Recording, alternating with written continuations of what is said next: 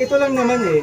Naalala mong Minsan kasi sa mga taong walang kaalam-alam sa totoong pangyayari dito sa Maynila, walang kaalam-alam sa ginawa ni Isko, basta na lang sila nakikinig sa mga narinig nila, hindi naman totoo. Di ba? Kasi ako personally ha, prangkahin ko po kayo. Personally, kung talagang totoo yung paratang nila kay Isko Moreno Dumaguso, ba't po ako mag-aksaya ng panahon, te? Ba't po ako susuporta sa tao kung ganun? Kung totoo yun. Pero, wala namang katotohanan yung mga pinagsasabi nilang against Yorme. Siyempre, hindi mo pa alam yung naggawa ni Diba? Batang. Ako balikan ko lang, under pandemic, maraming ginawa si Isko Moreno. Nakita naman natin, marami po siyang ginawa, no? Nagbigay ng Doon lang ako na-touch. 3 buwan natulog siya sa City Hall. 3 buwan! Para saan? Para sa taong bayan. Doon pa lang po isipin po natin anong klaseng leader yun, na mayroon siya. Anong pandemic sa ibang lugar Di ba? wala eh. Biruin mo, sinisit aside yung pamilya Sa ibang lugar eh. para lang sa taong bayan. Alam mo Doon naman, pa lang, grabe, na-touch ako. Alam mo yung puso ko, sabi ko, grabe, na-amaze ako. Bihira lang po tayo magkaroon ng ganitong leader. Kaya alam nyo po, payo ko po sa inyo, huwag nating sayangin yung mga ganitong leader. Bihira lang tayo.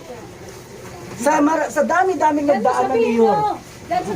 Sa dami-daming nagdaan ng mayor. Hindi naman kami isko.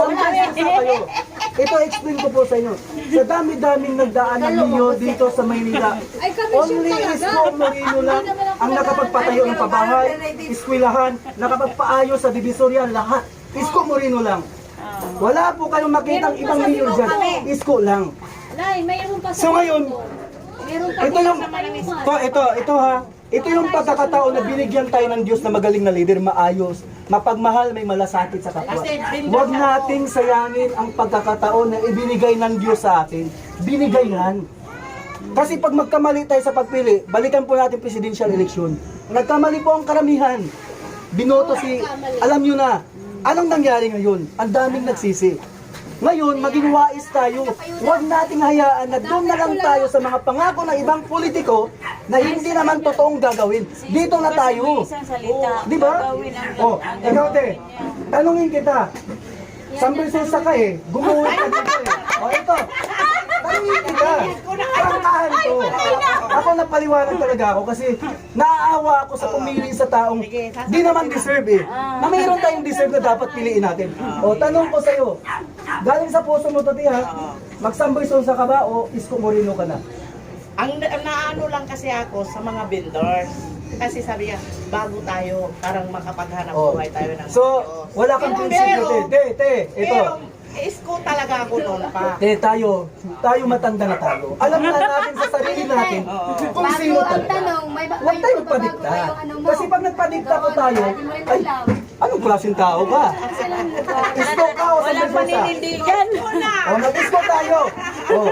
Isko tayo. Oy, 5 kami dyan. 5 kayo. 1, 2, 3, 4, 5. Kasi, sa totoo lang, Isko talaga. pag mag-survey ako, ito yung lagi kong sinasabi. Binigyan tayo ng Diyos ng magaling na leader, maayos na leader. Huwag na natin sayangin ang pagkakataon. Magtawang muna Di ba? kayo dyan. Kasi kung sayangin pa natin pagkakataon, madala na tayo sa presidential election. Tandaan natin yan.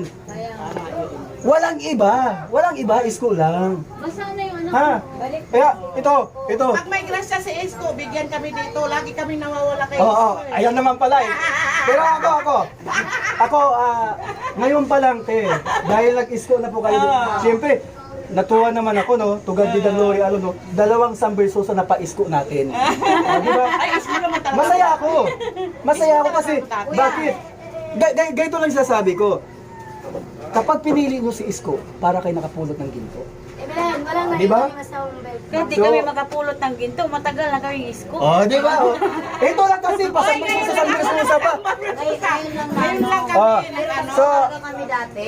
So, ito pasalamat talaga Dati ako sa inyo. talaga, Isko talaga kami. Isko tayo. Ibalik natin yung totoong, ibalik natin yung totoong may malasakit at pagmamahal sa taong bayan. Tinan mo sa Ako, sabi ko nga sa inyo, personally, kung hindi ko naramdaman yun, ba't ako mag-aksaya ng panahon? Wala naman akong kinikita dito, wala naman akong sweldo dito. Pero bakit? Naghangad ako ng leader na maayos, magaling, may malasakit sa taong bayan. Hinangad ko yun, pinangarap ko yun. Kaya, todo effort tayo. Ako. Pero dati pa gusto ko marami na. Oh. So, isko na tayo ha. Oh, Barangay Triten, ilang slide na natin si Isko. Thank you ha, isko tayo ha. Oh, to God be the glory alone, isko tayo.